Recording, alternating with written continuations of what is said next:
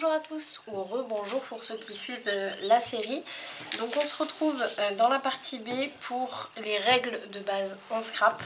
Comme je vous ai dit dans la partie A, peut-être qu'il y a des choses qui vont me revenir en plus de ma liste au cours de la vidéo. Peut-être que je vais en oublier, c'est fort probable, me connaissant. Donc on va voir au fur et à mesure. On va commencer par l'utilisation du massicot. Alors, je ne l'avais pas bloqué. Donc mon massicot.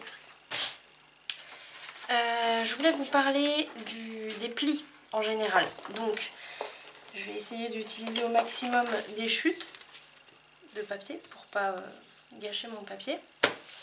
Donc, dans la partie A, on avait dit le matériel de base. Pour les plis, on a soit le plioir, mais que moi je trouve pas très précis en fait, parce que c'est quand même assez épais ici. Et puis il faut faire attention à ne pas passer au travers du papier. Sinon on a les stylets, donc j'ai même la main qui est passée à la trappe. Voilà, on a les stylets comme ça qui sont très bien. Alors il y a des règles à respecter au niveau des plis. Je suis désolée, le bruit que vous entendez, c'est mon chiffon. Ça fait partie du matériel de base aussi. Si vous débutez, utilisez du papier essuie-tout pour pas faire de pub. Mais moi, je pense que c'est quand même mieux pour la planète, quoi. Faut y penser. Du coup, moi, je prends des microfibres, je les passe à la machine.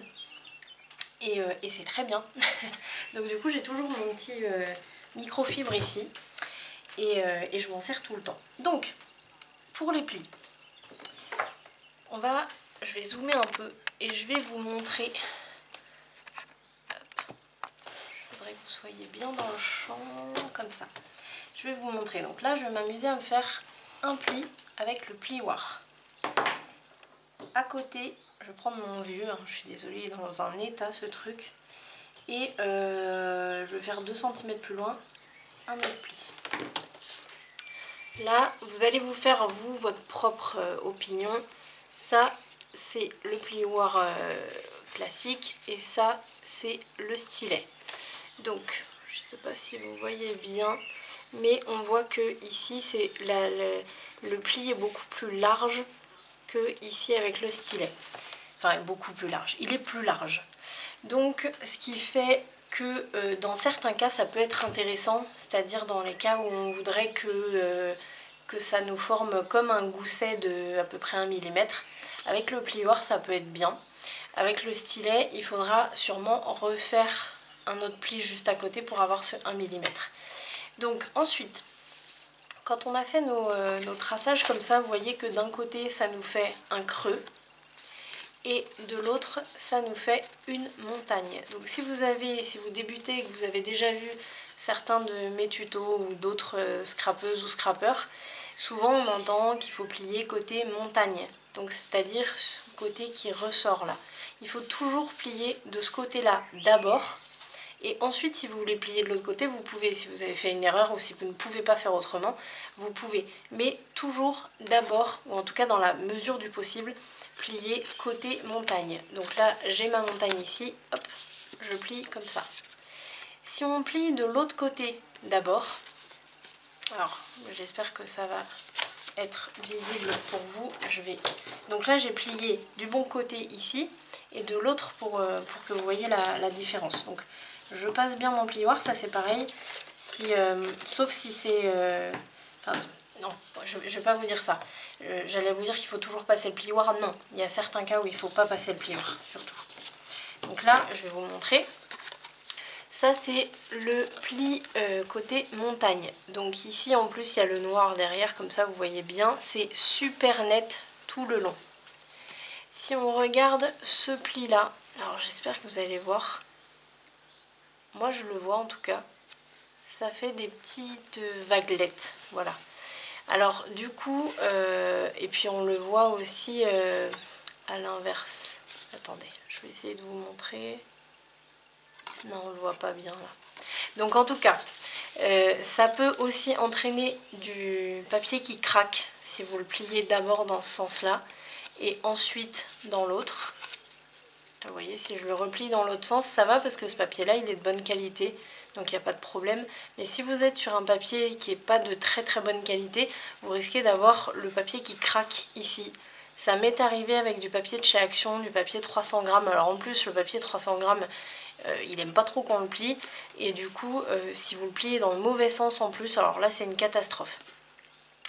Ensuite, donc ça c'est première chose, toujours côté montagne d'abord et ensuite de l'autre côté si vous en avez besoin. Ça c'est la première chose. Ensuite, je vais dézoomer. Je vais reprendre, je vais reprendre une autre chute, mais cette fois-ci j'en veux une bien particulière. Je vais pas en avoir. Voilà. Là vous voyez c'est une chute d'une feuille A4, donc on peut le voir parce que ici j'ai la longueur, ici j'ai la largeur. Pourquoi je vous ai pris cette chute là? Justement pour voir dans quel sens est le grain. C'est-à-dire que sur une feuille, alors je vais prendre cette feuille là qui est du craft, mais c'est valable pour tous les papiers. Vous avez toujours un sens de... Alors c'est pas le grain, c'est la fibre. Vous avez toujours un sens de fibre. Le sens, en général, il est dans la hauteur pour les feuilles A4. Si vous avez des papiers en 30-30 par exemple, ou alors des très grandes feuilles, vous savez, moi par exemple ça, et encore c'est qu'un morceau hein, parce qu'il est beaucoup plus grand, je les achète chez Bureau Vallée ou des choses comme ça, ou même à la boutique d'Albé. Vous avez des très grandes feuilles et donc c'est important si vous voulez faire un pli de voir le sens de la fibre. Donc là c'est bien, j'ai pris celui-là. On va le faire ensemble, je ne connais pas du tout le sens de la fibre sur celui-là. Donc là, vous voyez, vous allez le plier. Là, je comprends tout de suite dans quel sens est la fibre. C'est pas dans ça, c'est pas dans ce sens-là. Parce que quand j'appuie ici, je sens qu'il y a une pression. Alors que je pense que là, voilà, vous voyez, c'est beaucoup plus souple. Ce qui veut dire que la fibre, elle est dans ce sens-là. Donc si je fais un pli dans le sens... pas opposé, mais pas dans le bon sens, c'est-à-dire dans ce sens-là, mon pli, forcément, il va être moins beau et il va être plus fragilisé que si je fais mon pli dans ce sens, puisque ce sera dans le sens de la fibre. Donc forcément que ça va... C'est comme vos doigts, en fait. La fibre, c'est comme vos doigts. Là, vous mettez vos deux mains comme ça. Si vous pliez comme ça, forcément... Bah regardez, hein, on a des rides. Bah voilà, c'est pour ça. Donc forcément, si vous pliez dans ce sens-là, ça va être moins joli et plus fragile que si vous pliez dans ce sens-là. On va faire ça comme ça. Ça va vraiment suivre le sens de la fibre. Donc ça, c'est important quand on a des grandes feuilles et qu'on ne sait pas trop dans quel sens ça va. Ici, c'est des pages A4. En général, le sens de la fibre, il est là. Il est dans la hauteur. Si je fais dans ce sens-là, vous voyez, ça force bien. En plus, celui-là, c'est du 300 grammes. Donc là, on le sent bien. Et ici, beaucoup plus souple. Là, si je me retrouve, admettons, je vais prendre une autre chute d'ailleurs, tiens. Là, non, ça c'est court. Je voudrais un long morceau. Allez. Voilà, là j'ai un long morceau. Je sais pas du tout, je me doute moi parce que c'est moi qui ai travaillé avec, mais je sais pas dans quel sens est la fibre. Donc on va essayer de voir. Là, je vais regarder. Bon, après, c'est un papier très fin. Là, ok. Et donc là, je vais faire dans ce sens-là. Bon, il n'est pas très large, mais vous voyez, j'ai du mal à le plier. Si je fais ici, ça c'est le sens de la fibre, hein, on l'a vu puisque j'ai ma longueur. Et si je fais ici, vous voyez, voilà. Donc je sais que sur ce morceau-là, le sens de la fibre, il est comme ça. Donc si j'ai besoin de ce morceau dans ce sens-là pour faire par exemple des bandes de collage, vous savez qu'on met sur le bord des cartonnettes par exemple, bah, si je le fais dans ce sens-là, ça va pas être bien. Ça va fragiliser la fibre, donc ça va pas le faire. Dans la mesure du possible, il faut éviter d'utiliser un papier dans le mauvais sens de la fibre. Je dis bien dans la mesure du possible. Si on ne peut pas faire autrement, mais tant pis. Si on se dit, bah mince, j'ai pas mal de chutes là, il faut que je les utilise, j'ai pas envie de les jeter, bah voilà, tant pis. Mais il faut le savoir. Là, on n'est pas dans le bon sens pour le plier. Là, on est dans le bon sens. Vous voyez, on est quasiment, je peux quasiment le plier complètement. Il est beaucoup plus fin aussi. Ça, c'est hyper important. Ensuite, je vais prendre ma petite liste. Sens de la fibre, ça c'est bon, on en a parlé. Pour commencer à couper le papier, ça c'est important aussi. Là, on l'a changé ensemble dans la vidéo précédente, j'ai une lame neuve. Donc je ne veux pas avoir de problème de coupe. C'est-à-dire que là, si je veux me couper 1 mm, il n'y a pas de problème. Vous voyez, je me suis coupé 1 mm. Si j'ai une lame qui est un peu usagée et que j'y vais comme ça me déchire tout. Alors c'est dommage, j'aurais dû le faire avec l'ancienne lame, mais bon, je ne vais pas la sortir pour la remettre. Là, il faut vraiment être vigilant. Alors, il faut savoir, voilà, moi je sais que celle-là, elle est neuve, donc je ne vais pas faire forcément attention. Mais si vous avez un doute, si vous vous dites, bon, je crois qu'elle fatigue un peu, c'est super important de, je vais vous montrer, commencer sur le papier. Donc, peu importe en bas ou en haut, mais là, vous voyez, je lève, je pose ma lame, je l'ai enfoncée. Et là, je vais pouvoir, hop, remonter et redescendre. Bon là vous voyez elle m'avait tout coupé, mais redescendre pour aller couper mon morceau restant. Là je vais vous le refaire ici. Hop. Voilà. Là au moins vous êtes sûr que ça ne va pas vous déchirer votre papier. Ensuite, il arrive qu'on ait besoin de couper comme ça un peu de travers. Donc admettons là, j'ai mon pli ici et je veux me plier une diagonale.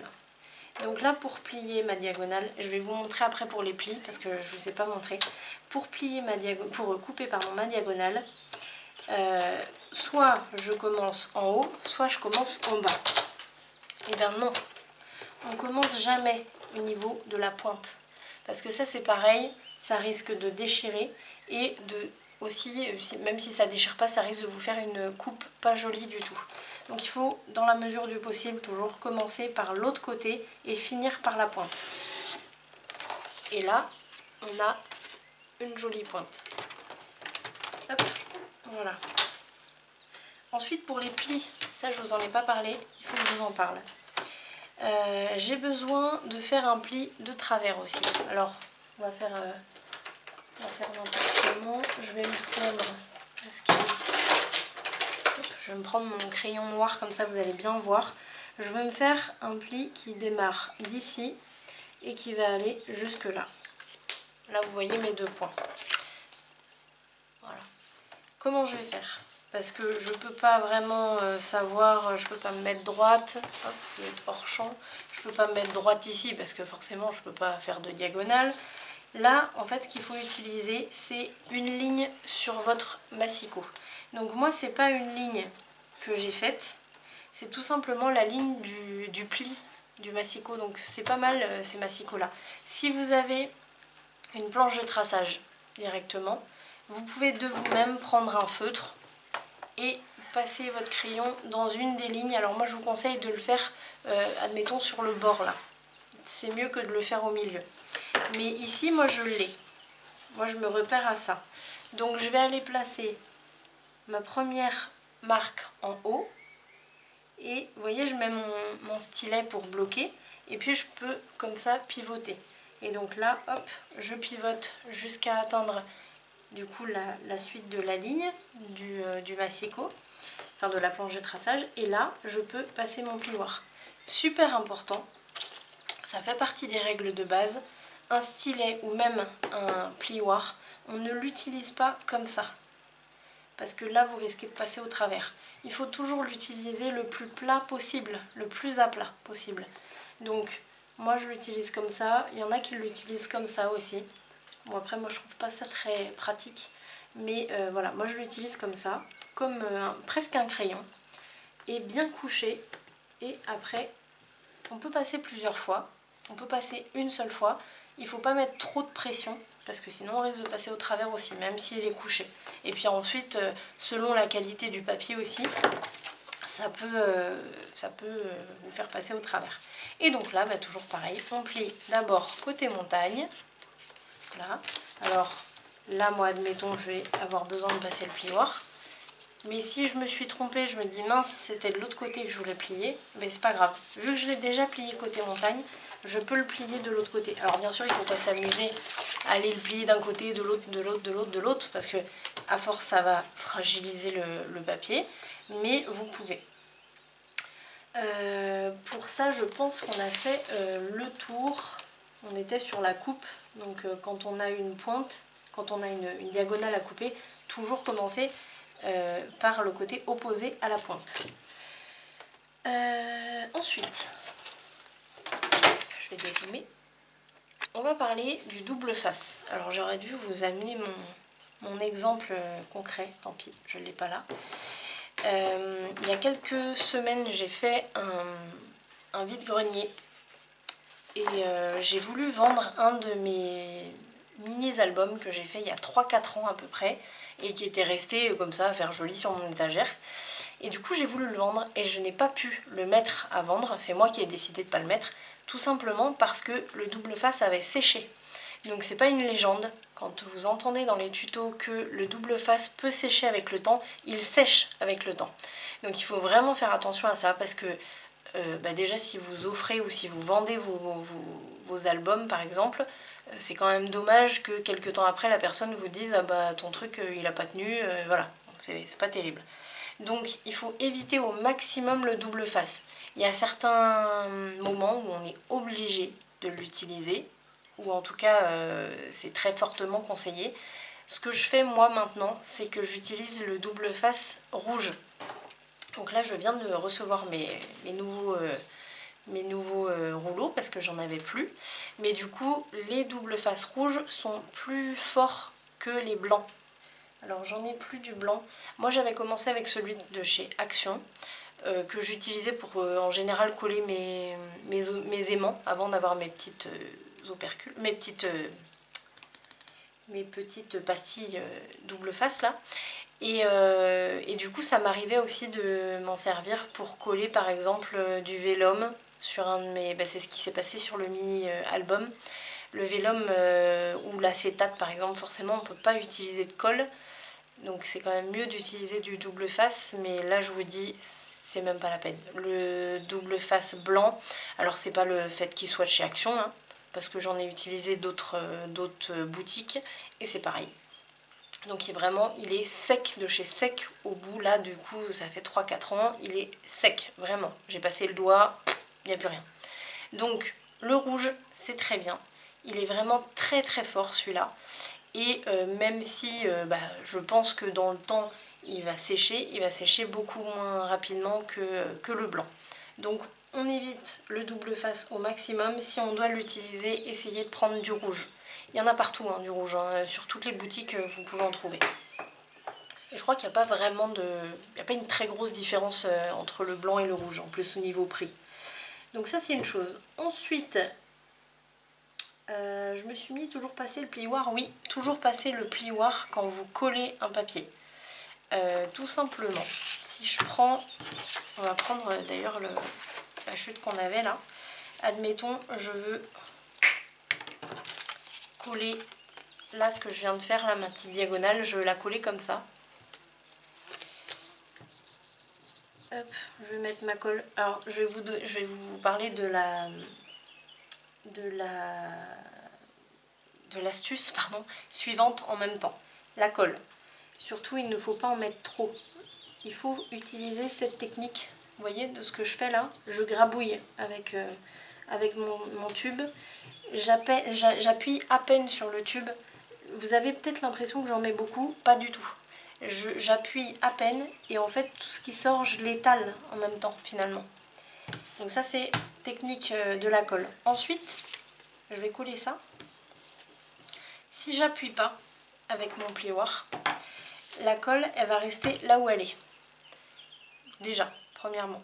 C'est-à-dire que si vous n'avez pas mis bien au bord, les coins vont pas être bien collés. Là par exemple, vous voyez, je regarde, il y a un grand jour, là vous pouvez le voir peut-être. Il y a un grand jour, bon forcément ça se décolle. Bon ça c'est parce que la colle n'est pas encore bien prise. Mais si je passe mon plioir, alors moi je passe toujours le plioir au milieu d'abord de la pièce, même si c'est petit. Et après je vais vers les bords parce que comme ça permet d'étaler la colle partout. Là vous voyez, et je vais vers l'extérieur. J'ai toujours mon petit chiffon parce que si jamais il y en a sur le plioir, j'essuie. Et j'essuie aussi sur les bords du papier pour éviter qu'il y ait des surplus de colle et que ça vienne coller ce que je ne veux pas qu'il soit collé et que ça fasse aussi tout dégueulasse. Voilà. Et là en fait si on regarde bien, là c'est bien collé. Il n'y a pas un seul jour ici. Je vérifie, non. Vous voyez, c'est parfait. Une autre astuce qui me vient, admettons votre coin là, je tire un peu comme ça, je fais comme s'il était mal collé. Votre coin là, il se relève un peu. Sauf que dans certains mécanismes, on a vraiment besoin que ce soit bien appuyé, bien plaqué sur le fond, on va dire, jusqu'à la pointe. Si jamais vous avez ce cas-là, vous prenez dans votre poubelle, je viens de le faire là, une petite chute, une petite bandelette comme ça. Vous vous mettez une pointe de colle et vous passez en dessous comme ça pour aller bien mettre la colle là où il n'y en a pas. Et là, vous passez votre plioir bien sur la zone que vous voulez bien plaquer sur le fond. Là, je viens d'utiliser mon plioir pour racler un peu si j'ai un surplus de colle. Hop, j'ai mon chiffon ici, c'est super pratique. Et on a la pièce qui est collée correctement. Voilà. Je pense qu'on a fait le tour des techniques de base. Il y a forcément des choses, d'autres choses. Si vous-même vous avez des petites choses, vous vous dites ah tiens elle n'a pas parlé de ça, n'hésitez pas à le rajouter dans les commentaires parce que vraiment cette vidéo elle va être pour aider les personnes à se lancer dans le scrap sans avoir de galère, de se dire mais moi je comprends pas, j'ai fait comme elle m'a dit, le mécanisme il se décolle, ça marche pas, etc. Il y a vraiment des règles à respecter pour que le travail on va dire soit bien fait, que ce soit pas galère, que vous n'ayez pas à y revenir 10 fois et puis que ce soit un plaisir quoi. Donc je pense qu'on a fait le tour. En tout cas, si vous aimez ce genre de vidéo, dites-le moi, j'essaierai d'en faire un peu plus souvent. En ce moment c'est un peu compliqué. Je vous avoue que mon dos vraiment me fait beaucoup souffrir. Donc j'essaye de tourner une série là, mais que vous n'allez pas voir tout de suite parce que je veux la tourner en entière et après vous publiez les vidéos tous les jours. Comme ça il n'y aura pas de pause comme vous avez eu jusque là et je sais que c'est très embêtant pour vous. C'est très embêtant pour moi parce qu'en plus ça me met une pression de dingue. À chaque fois je me dis il faut absolument parce qu'ils attendent, etc. Donc là j'ai décidé, j'en ai parlé avec Dominique en fait et c'est elle qui m'a conseillé de faire ça et je trouve que c'est une très bonne idée. Je suis là en train de voir pour la tourner en entière et comme ça vous l'aurez régulièrement tous les jours ou tous les 2 jours peut-être pour faire durer un peu, mais en tout cas vous l'aurez régulièrement sans pause entre chaque vidéo. Donc soyez patients, on va reprendre un bon rythme là je pense. Et puis j'espère que le prochain projet va vous plaire. En tout cas moi j'ai vraiment aimé le faire. Et donc vous allez pouvoir peut-être même le faire avec vos enfants, vos neveux, vos nièces, vos petits-enfants. Vraiment ça va être quelque chose que vous allez pouvoir faire avec eux. Donc n'hésitez pas à rester connecté. Si vous n'êtes pas abonné, faites-le. Et puis vous serez automatiquement prévenu des prochaines vidéos, des prochaines séries que je posterai. N'hésitez pas à me laisser un commentaire. Vous pouvez aussi me contacter sur Instagram. Si vous n'avez pas Instagram et que vous voulez me contacter, dites-le moi dans les commentaires. Je vous mettrai aussi mon Messenger. Et puis je me ferai un plaisir de vous répondre, comme je l'ai fait à certaines personnes qui le savent. Je vous souhaite en tout cas une très bonne fin de journée et je vous dis à bientôt. Ciao!